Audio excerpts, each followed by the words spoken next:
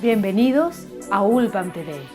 Hoy en nuestro programa, la presentación en Santa Rosa y General Pico del Teatro Universitario de San Luis. La entrevista en piso al doctor Eduardo Aguirre sobre qué es el orden público. Y los informes del 14º Congreso Nacional de Expresión Gráfica que se desarrolló en la Facultad de Ingeniería y la actividad Conversatorio con Susi Shock en las escalinatas de la universidad.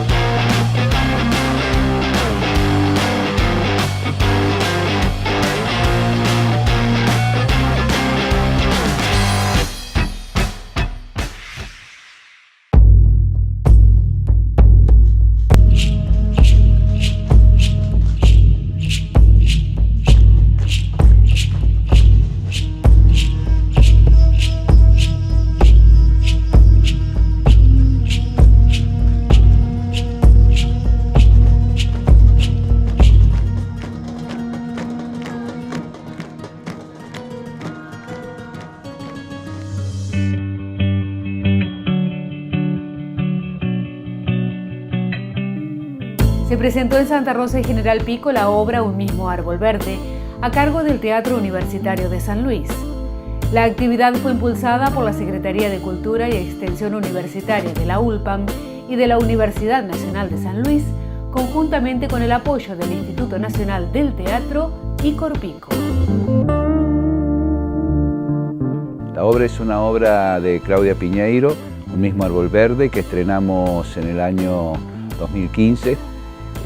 Una obra que nos ha deparado muchas satisfacciones, realmente porque no es atípico en San Luis tener una producción sostenida durante tanto tiempo, por más de 2 años en cartel, porque generalmente se nos agotan las producciones a los 5 o 6 meses de estrenada, pero esta ha sido una obra en particular, ha tenido muchas posibilidades de presentaciones porque hemos tenido un contacto permanente con la colectividad armenia de la Argentina y del Uruguay, en donde hemos tenido la posibilidad de presentar nuestras obras en todos los lugares del país donde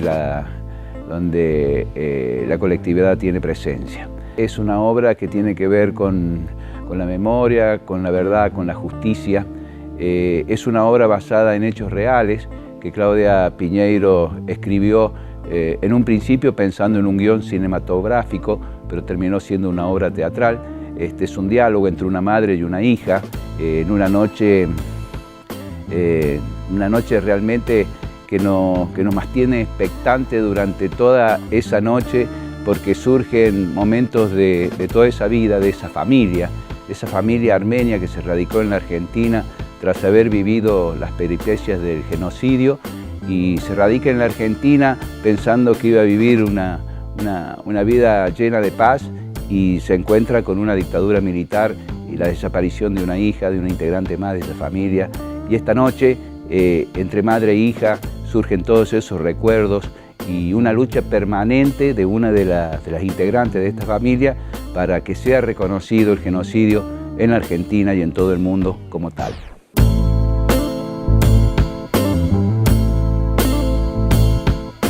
Cada vez que nos juntamos con algún integrante de la colectividad armenia, nos cuentan historias de vida que son idénticas a las que estamos contando sobre el escenario.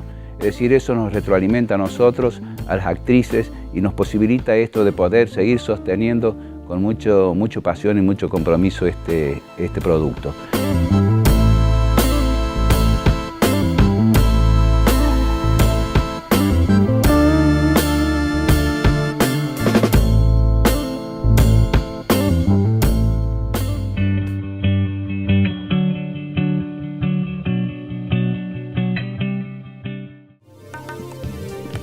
¿Qué es el orden público? Estado de Derecho y Control Punitivo. El título de la charla que brindó el abogado Eduardo Aguirre en la Universidad Nacional de La Pampa. La iniciativa surgió ante la necesidad de contraponer a la violencia institucional el argumento y el respeto por las garantías y derechos propias de un Estado constitucional de derecho.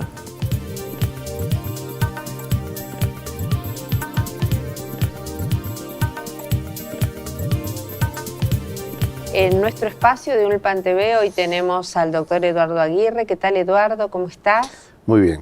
Muy bien. Bueno, te hemos invitado interesados porque recientemente brindaste una charla pública sobre un interrogante. ¿Qué es el orden público? Una pregunta que te voy a reiterar, por supuesto, porque es interesante conocer qué ejes vos expusiste en esta charla. Y bueno, y te largo nuevamente la pregunta, ¿qué es el orden público? Sí, es bueno contextualizar lo siguiente. Esta pregunta me la formulé de cara a la necesidad de tener que auspiciar un espacio de reflexión respecto de hechos que eran de público dominio aquí en la provincia de La Pampa, que tuvieron que ver con intervenciones de diversa índole, de diversas agencias del Estado respecto de una forma de llevar adelante una protesta frente a un hecho que fue, reitero, público y notorio. En ese caso, lo primero que nosotros advertimos es que lo que queríamos era formular preguntas, de alguna manera tratar de precisar ciertos significantes y plantearnos, por ejemplo, en la nueva categoría de orden público, que es una noción muy vieja, sobre todo para los que somos de formación jurídica, qué tipo de implicancia tenían las distintas concepciones que nosotros tenemos de la sociedad. ¿Sí? ¿Una sociedad en conflicto o una sociedad consensual? Para una sociedad consensual el conflicto es visto como un problema. Para una sociedad en conflicto, el conflicto es un patrimonio y en realidad lo que se planteaba es cómo convive un orden de cara a esas dos formas, si se quiere, bastante encontradas y difíciles de armonizar, de observar las sociedades. Sobre todo las sociedades de lo que podríamos decir la transmodernidad, donde existe una permanente interpelación a la legitimidad de los representantes de esas sociedades y a las prácticas y a las lógicas de esos representantes. Justamente como, insisto, el encuentro tuvo que ver con un hecho puntual que aconteció acá en la ciudad de Santa Rosa. Nos pareció que era importante plantearnos primero esa forma relativa en la que es posible observar a las sociedades en la contemporaneidad. Y pensando en esto de cómo vemos la sociedad y a la luz de eso pensar qué es el orden público, ¿qué otras preguntas te surgieron justamente pensando que llevamos del 83 para este lado ininterrumpidamente y afortunadamente para celebrar un proceso democrático? Bueno, la primera pregunta que nos formulamos es en cuánto había incidido la reforma del año 94 de la Constitución Nacional y también provincial, pasando de lo que antes conocíamos como un Estado de Derecho a un Estado constitucional de derecho, donde los controles institucionales ya dejan de ser formales para transformarse también en controles materiales. Dentro de esos controles, lo que nos preguntábamos es, la segunda formulación del titular de la charla es, ¿cuál es el verdadero alcance del poder punitivo del Estado en una sociedad democrática? Entendiendo por poder punitivo la capacidad de generar distintas instancias de conjuración de la conflictividad dentro de un paradigma que tiene que ver con el Estado constitucional de derecho de las nuevas democracias del mundo. ¿La sociedad tiende a reclamar estas cuestiones punitivas? ¿No? Esto de pareciera que nos cuesta vivir en un estado de libertad y estamos necesitando ser, digo, trayendo a colación acá una frase re común, somos hijos del rigor, digo esto vulgarizando, ¿no? Un poco este término de lo que es para una sociedad. Claro, esto fue justamente una de las cuestiones que también nos planteamos en otro orden de la vertebración de la presentación, que tiene que ver con ciertos ejes que se han manejado, sobre todo en los últimos 25 años a esta parte, en distintos lugares del mundo, donde la ruptura de un orden constitucional, cualquiera fuera el formato institucional que tuviera, aparejó o deparó verdaderas catástrofes justamente por la expansión desmesurada de ese poder punitivo. En realidad, el poder punitivo, si se expande, legitima no solamente prácticas, sino también discursos. Dentro de esos discursos lo que se legitima es la construcción de un otro desvalorado, de un otro malo, al cual fácilmente es posible echarle la culpa. El racismo es una de las expresiones que mejor sintetizan esta aparición. Y además, esa construcción de un otro desvalorado fue lo que inexorablemente precedió a los grandes crímenes masivos de los últimos 100, 150 años. Por lo tanto, lo que nosotros planteábamos era esta suerte de reflexión en relación a lo que tiene que ver con la necesidad de limitar, acotar lo que se llama el poder punitivo del Estado, la potentia puniente, como dicen otros autores, y tratar de observar la posibilidad de que cualquier tipo de ejercicio de las prácticas conjurativas de cualquier agencia del Estado, policía, gendarmería, justicia, etcétera, etcétera, se hiciera dentro de un marco constitucional de derecho, donde la violencia fuera la última instancia que pudiera utilizar el Estado. La violencia, obviamente me refiero reglada o legítima, ¿no? Una última, y ya con esto estamos cerrando, ¿en cuánto inciden los contextos políticos para ejercer esos grados de punibilidad? Mira, yo te diría que en la medida en que se exacerban las pasiones punitivas o las pulsiones punitivas, estamos más cerca de la guerra de todos contra todos. Por lo tanto, esos contextos políticos son determinantes para habilitar o no ciertas formas de drenaje de discursos, de prácticas y de reglas punitivas difícilmente compatibles con una democracia. Bueno, es de esperar entonces que las dirigencias políticas puedan utilizar los mejores criterios democráticos para no exacerbar, ¿no?, los controles punitivos. Exactamente. Te agradecemos mucho, Eduardo, la presencia en Ulpan TV. Continuamos nosotros en instantes.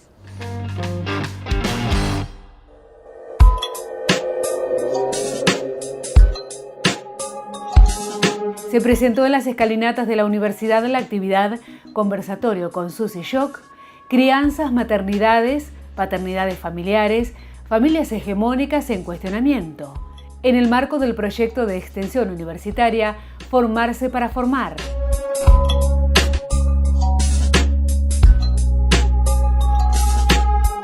Tiene que ver con un conversatorio a partir de la literatura, con la excusa de la presentación de Crianzas, este libro que me está llevando a recorrer todo el país. Y me gusta mucho el formato de conversación, ¿no? Y tratar de hilar a partir de eso lo que podemos dar como concepto, pero también lo que nos puede ayudar una poesía concretamente, una canción por ahí, y sobre todo la interacción con el resto, a ver a qué nos animamos a charlar. Susi Shock es actriz, escritora, cantante y docente. Su última producción, Crianzas, aborda cuestiones de identidad y género, pero sobre todo educa en el respeto, la tolerancia y la justicia social. Creo que se pone muy en juego lo personal en este caso como político, como dice la frase, que yo coincido, porque yo estoy hablando a partir de la ficción, aparentemente la ficción, de una tía travesti que anda cuidando a su sobrinito en una barriada, que puede ser cualquier barrio de cualquier provincia del país. Un montón de cosas personales, pero también de esa interpelación que hace esta tía a este mundo. Entonces, de repente vos que te pones enfrente, u otro que se pone enfrente, u otra que se pone enfrente, de repente se da cuenta que no es un libro solamente, que capaz que no es un libro de infancias trans, es un libro que habla de ese mundo en el que está el resto, y donde esta tía traba, que aparece en horas donde nadie la espera, porque nosotras supuestamente tenemos un único lugar donde estar, de una única forma, clandestina, de noche, donde nadie ve. De repente aparecemos en un almacén o aparecemos en la puerta de una escuela porque hay que llevarlo al nene a la escuela o irlo a buscar, y te encontrás con las otras mamás. Generalmente son mamás las que están esperando al resto de las crianzas, y aparece una maestra que no está preparada para interactuar con una, que es decir, la institución que no está preparada para interactuar con una. Y entonces eso, cómo se mueve todo ese imaginario, pero también más allá de lo imaginario, cómo se mueve a veces esos prejuicios.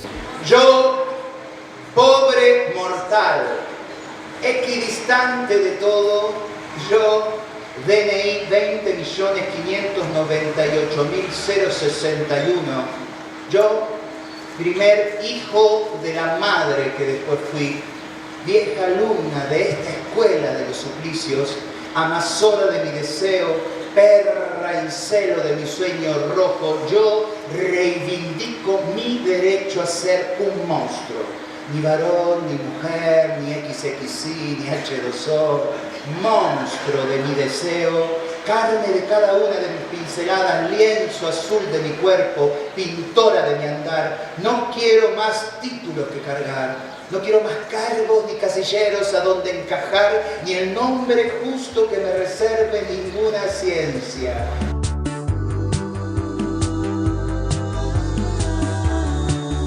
Lo que me interesa mucho más que pensar en un mundo que se abre es como en un empoderamiento de nuevas generaciones, ¿no? que puedan abrazar lo propio, lo distinto.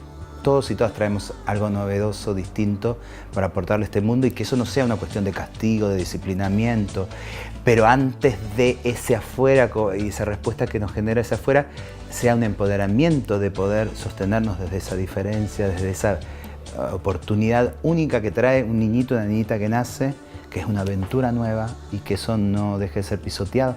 Pedro Lemebel decía, para que nuestras infancias crezcan sin sus alitas rotas, ¿no? Y entonces la otra contraparte sería, ¿qué serían esas alitas enteras? ¿Qué podemos hacer? Yo creo que estoy más en eso pensando que en la respuesta de este mundo. Este mundo finalmente parece que está ocupado en cosas que son mucho más importantes. En principio lo que me parece más importante de todo es que exista la voz propia. O sea, me parece que aparecen voces que no se esperan y que en todo caso siempre son dichas por un otro, ¿no? Ese otro hegemónico es el que nos nombró, el que dijo cómo tenemos que ser, cómo no hay que correrse y empezar a ser desde las propias voluntades, sino claramente hay un determinado casillero para nosotras. Y me parece que esa voz, estamos en la universidad, y Loana Berkins decía algo súper impresionante en ese sentido, que era que cuando una persona trans, una femenidad trans específicamente, una travesti, como cada cual se autoperciba, entraba a la universidad, eso le cambiaba la vida a esa travesti. Pero cuando muchas entren a la universidad, eso cambia el mundo. No solamente esas travestis, que cambia el mundo. Eso habla de un mundo que ha cambiado.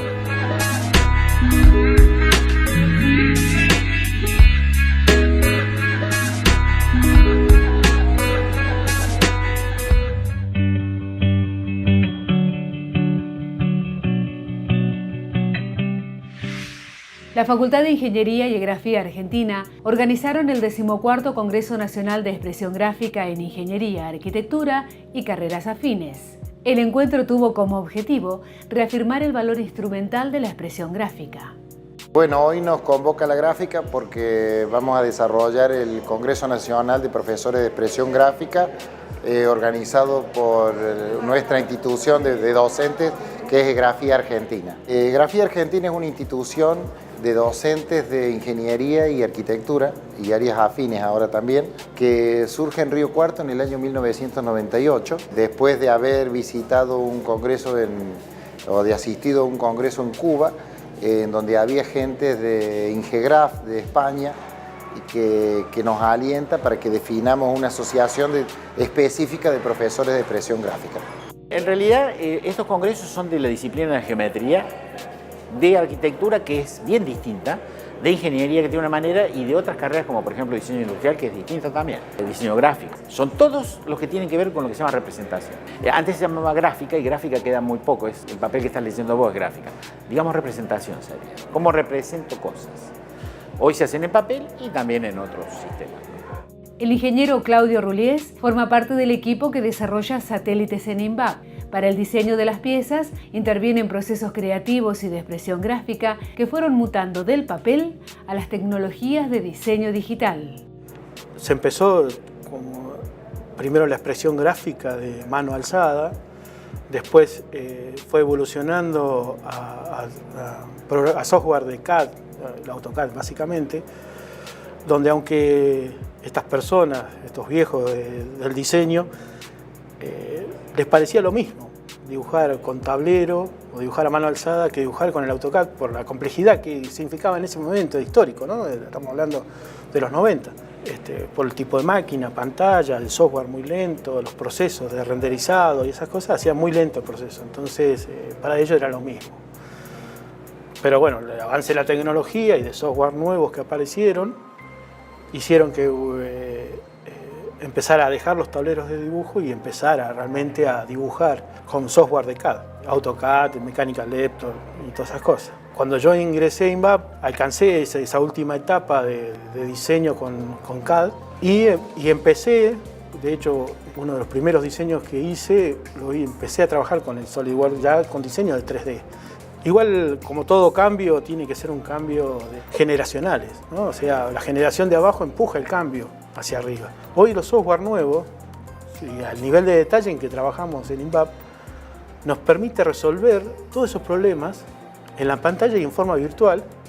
Entonces estamos totalmente seguros que cuando la pieza sale a fabricación, si no hubo un error de la fabricación, del proceso de fabricación, esa pieza va a funcionar. Y el ARSAT 2 fue, digamos, en el orden de diseño, fue el moño de ese proceso de cambio. Fue realmente ahí donde se comprendió, es decir, sí, realmente funciona esto, y uno puede hacer todo un proyecto con un software en forma virtual, hacer todas las correcciones, tener todos los puntos de vista de distintos sectores, ya sean los térmicos, electrónicos, de integración, todos esos puntos de vista que miran el mismo 3D que yo generé o generó otro diseñador, y ellos pueden opinar sobre eso y modificamos todo el diseño, todo en forma virtual. Entonces cuando sale a fabricación, esa pieza ya sabemos que va a funcionar. Yo considero que así como leer un buen libro no tiene reemplazo, la parte de expresión gráfica a mano alzada es fundamental porque ayuda a la comprensión y la generación de las ideas.